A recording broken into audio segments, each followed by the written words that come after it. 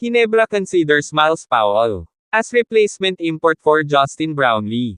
Assistant coach Del Rosario mentioned that Ginebra is considering Miles Powell, the former Bay Area Dragons import, as a replacement for Justin Brownlee, who will not be playing for the time being, at nagka-injury pa. O paghahanda na rin para sa nalalapit na FIBA qualifying.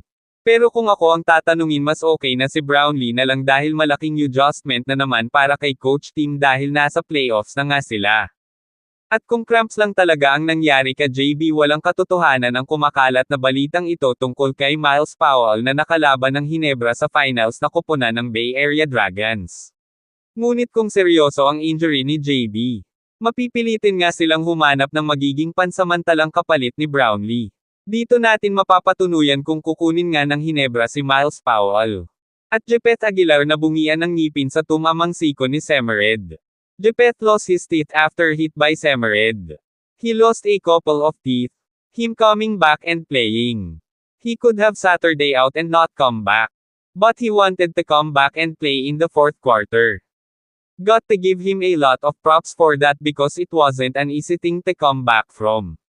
Luckily, it was his teeth and not a broken nose or jaw or something like that.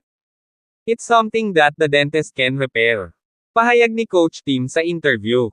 Pasok na nga ang Ginebra sa quarterfinals, kung saan makakatapat nilang muli ang Meralco Bolts at si Allen Durham.